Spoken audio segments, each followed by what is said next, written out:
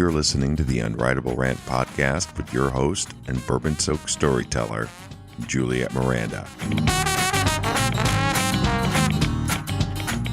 Hey there, y'all. It's Juliette Miranda, and you're listening to episode 249 of the Unwritable Rant podcast.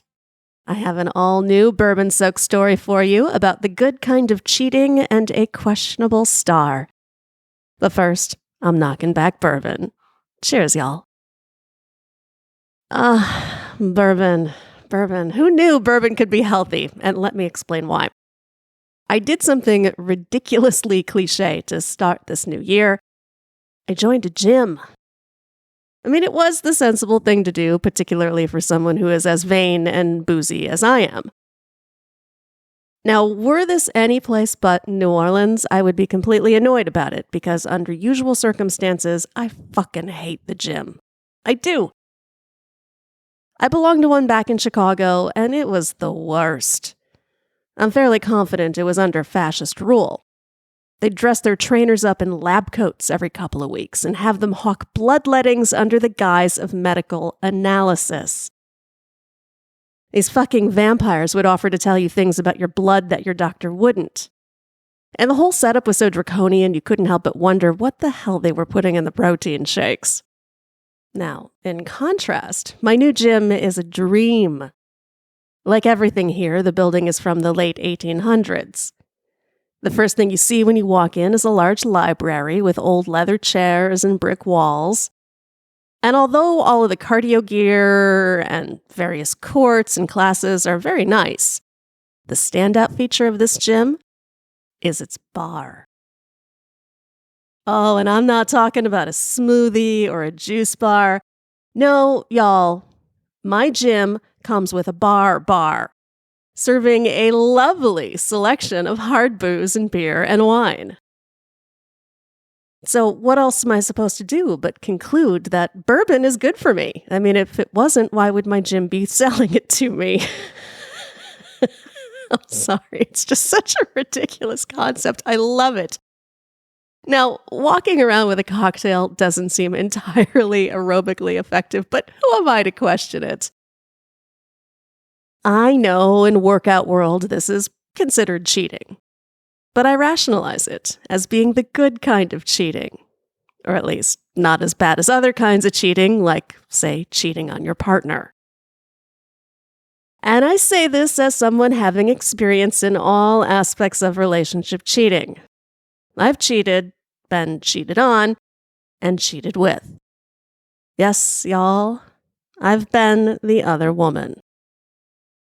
To be fair, there were several times when I was completely unaware that the person I was with had someone else. And I ended things, occasionally in a spectacular display of crazy, as soon as I found out. However, there was one guy I regularly had sex with for many years, knowing full well he had a significant other. He's a rock star that I've talked about before, but today I'm going to be calling him Dusty. Dusty lived in Chicago when not on the road, and like any proper groupie/journalist, I tracked him down and conned him into an interview when I was 18. We quickly became friends, and by that I mean actual friends. You know, two people who talk and hang out without having sex. I've always believed that the best friendships are based on showing up, and unlike most musicians, it was something I could always count on Dusty to do. Like in college, when I needed his help with my senior year capstone project. It's funny, really, those 4 years of college tend to fade into the background when I think about everything else going on in my life at the time. The deadlines that mattered most to me were for my magazine articles and columns, not term papers. But graduating was crucial, and to do that, I needed to demonstrate I'd actually learned something in my years at school. My communications classmates were all writing papers or repurposing their real-world audition tapes for end-of-year projects. But I wanted to do something different, something no student had ever done before. I decided to produce a televised battle of the bands on campus.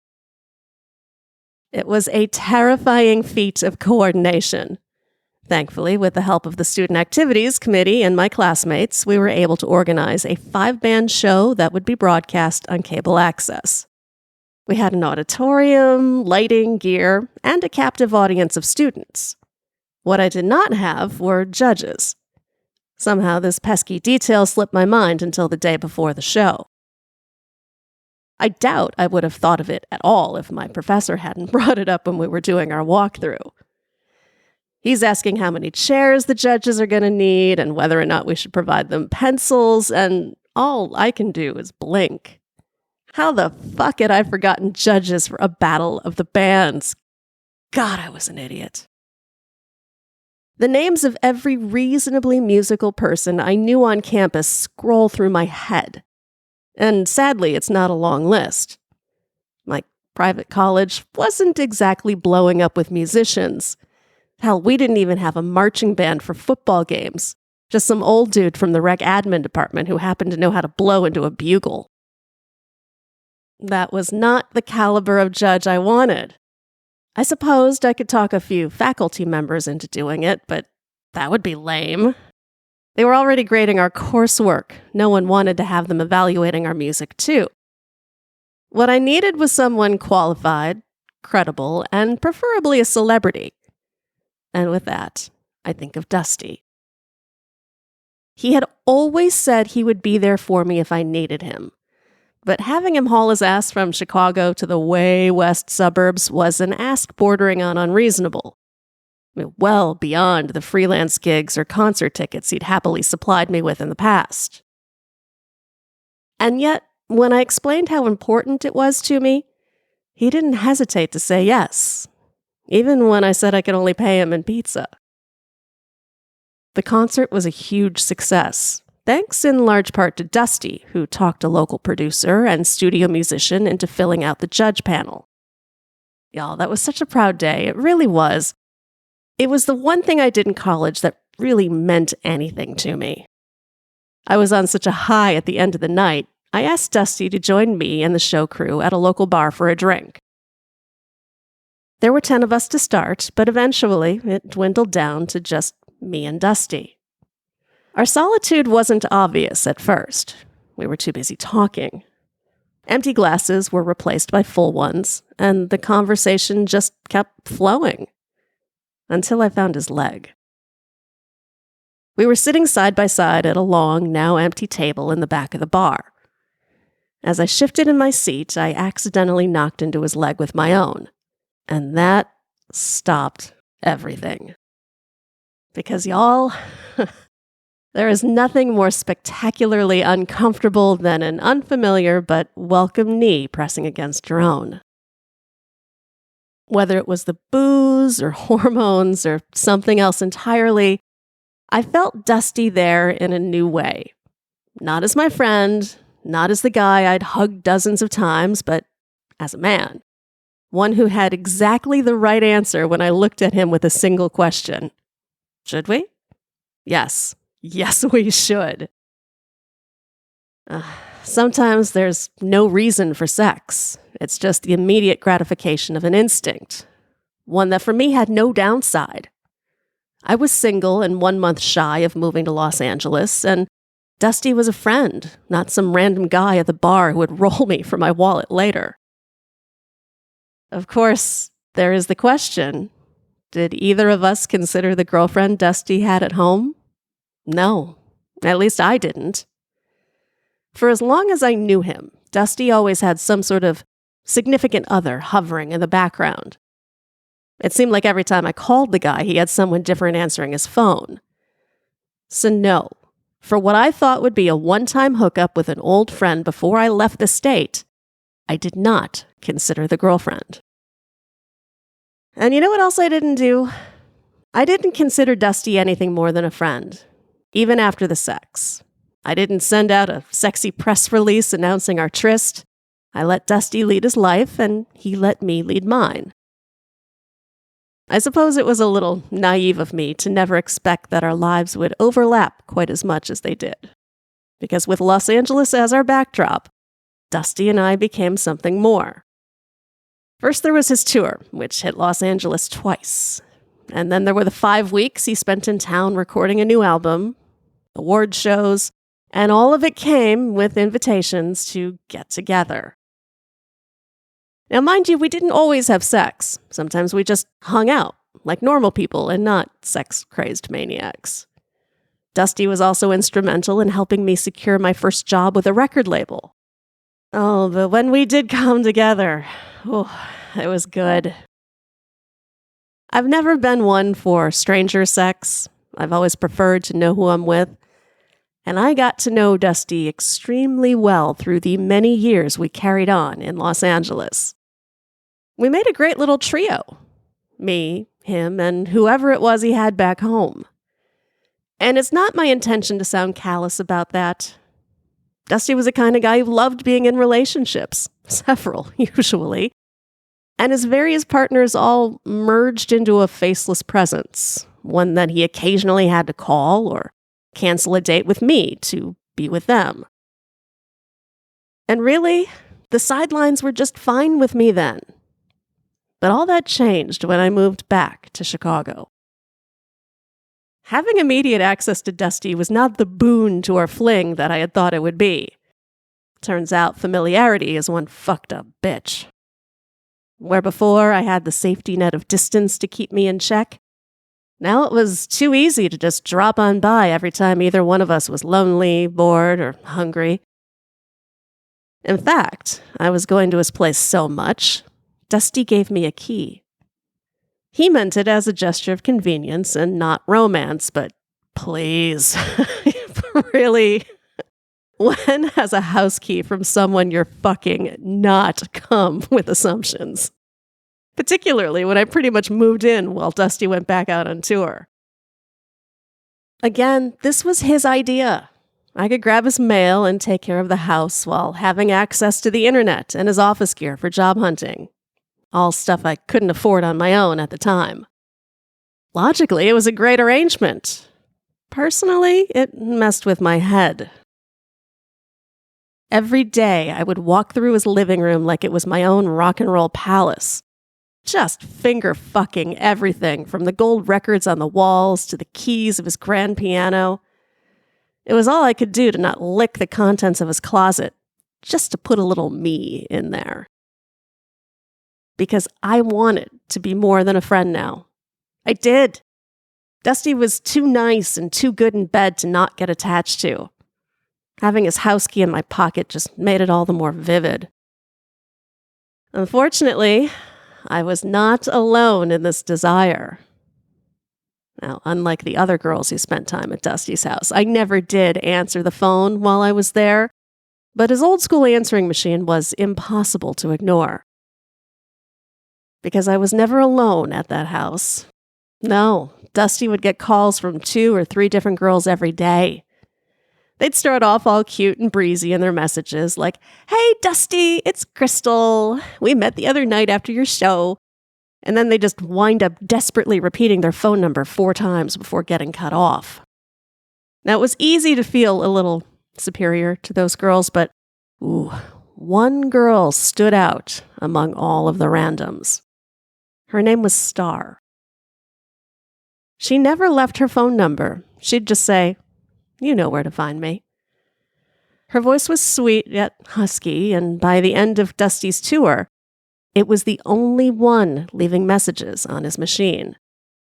Star had managed to outlast all the other road girls, and that, y'all, was impressive. Impressive and a little scary. Back in Los Angeles, Star's existence wouldn't have bothered me one bit. I could have heard her voice and felt completely comfortable and not cared because who was she to me? But now, sitting in Dusty's kitchen and having far more closeness with him than I ever had before, the lines were blurry. I mean, what the hell was I? Was I his friend? Was I the woman? The other woman? Was there even a fucking difference? Dusty sure as fuck wasn't going to answer that. He had too good of a thing going. But as someone who once had objectivity, I didn't have to look too hard for clues when he came off the road. For starters, he wasn't plucking 30 pairs of souvenir panties out of his suitcase. His road stories were more about the crowds than the conquests. And of course, there was Star. The installation of her name was slow at first, and usually in the context of work. Star would be taking the band's new press photo. Star had a great idea for album art. And believe me, that Dusty had a type was not lost on me. He'd often be on the phone with her when I came over, and although he never ran out of the room to finish the calls in private, I knew those two had a spark that was more than friendly. Still, Dusty and I continued to hook up, usually once or twice a week. And it was good. God damn it, it was always good. My friends couldn't understand what the fuck I was doing.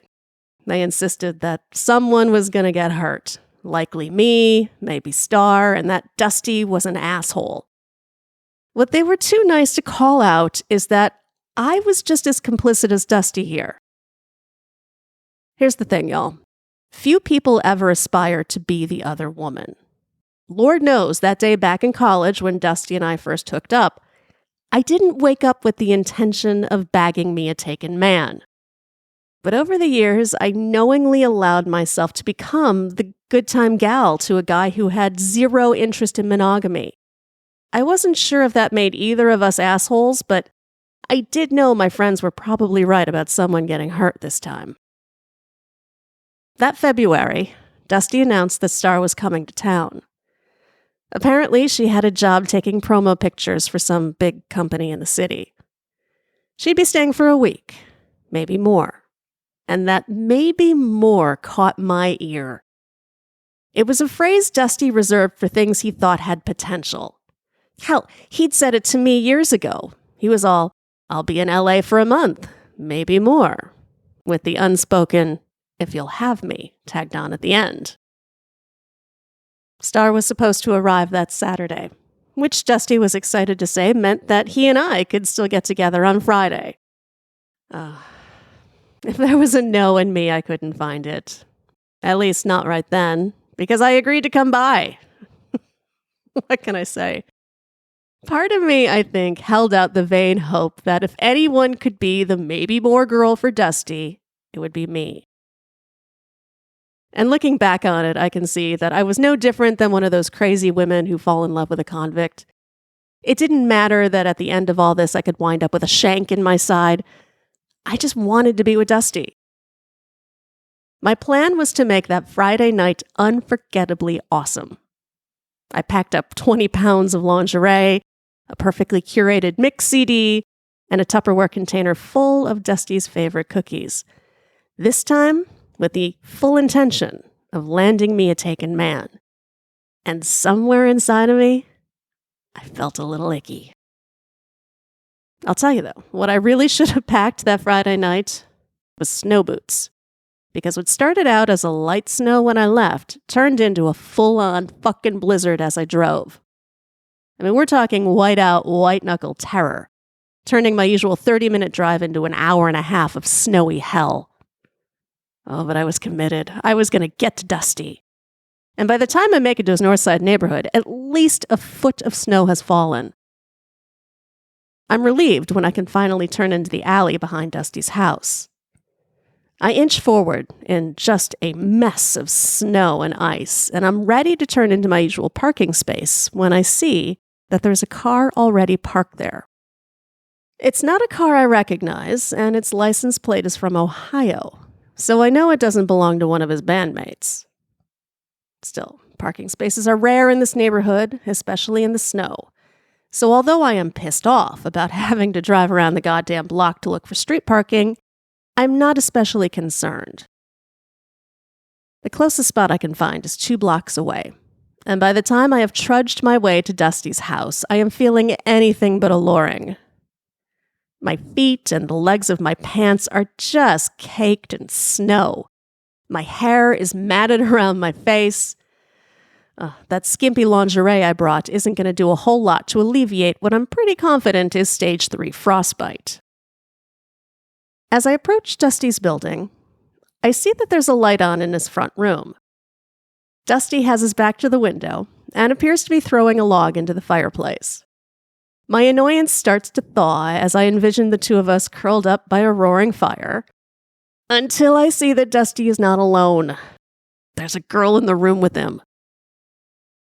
She's holding a glass of wine and looking as comfy and warm as can be, while I'm standing on the curb feeling like something that just dug its way out from under a bridge. There's no question in my mind about who she is. It's Star. It's fucking Star. I didn't know whether Dusty got his dates wrong or if she showed up a day early, but that was her. And I have no idea what to do with myself next. I must have stood on that curb for a good 10 minutes, staring up at the window like a psycho. Let me tell you, the wars women wage in their heads could destroy the world if we let them. I knew Dusty was expecting me, and I had a key to the house. All I had to do was put it in the lock. That was it. Just open the door, go in. I couldn't bring myself to. Believe me, it wasn't that I was scared to confront Star. For all I knew, she was well aware of my existence. But whatever was going on up there, whether that cozy scene was purely casual or if it was warming up to something else, I didn't want to intrude. That wasn't me. The blizzard was still too intense to make the drive home, so I spent that night drinking coffee in a diner thinking about what to do next. When Dusty called the next day to find out why I hadn't come over, I lied, and I said the storm kept me home. He didn't mention Star, and I didn't ask, though he did suggest we make plans for later the next week. Oh, God, y'all, I have a hard time expressing just how crazy of a feeling it was sitting there, knowing that Star was right there, probably next to him, while he was inviting me to spend time with him later. And my heart is pounding because, God damn it, I wanted to see him again. But the thing is, I just wasn't happy doing it from the sidelines anymore. So for all of the times that Dusty showed up for me, this time, the best thing was for me to not show up at all. My friends all thought I let him off way too easy, that I should have gone in guns blazing and broken up that little party of two. I don't know. Try as I might, I could never work up enough anger at Dusty to do anything but let things between us quietly fade away. I mean, really, when all is said and done, in the end, we kind of were just friends. I will say that all of my past relationships, none was more conflicting than this one. Still, even with all of its questionable moments and confusion, I don't regret it. Because being the other woman helped me figure out how to eventually become the right woman with the right guy. Cheers, y'all. Thanks so much for listening to this episode of the Unwritable Rant podcast. Y'all, you can join me and drink with me live on Monday nights at 7 p.m. Central Time. Just go to my YouTube page, youtube.com/Juliette Miranda, and join the bourbon-soaked live conversation. There's always a great group of people hanging out in the chat, and we have a ton of fun talking about what we're drinking and whatever's on our minds, and usually it kind of devolves into craziness. It's a total blast. You can also head on over to theunwritablerant.com to catch up on back episodes of the show and find all of my stuff. My book, a little link where you can buy me a drink, and all sorts of other good stuff. So I hope y'all have a great week. I will be back next Sunday to chat with y'all some more. Cheers, y'all. Go to theunwritablerant.com and sign up to get early access to interviews and new videos. And don't forget to connect with Juliette on Twitter @MorningNeurosis.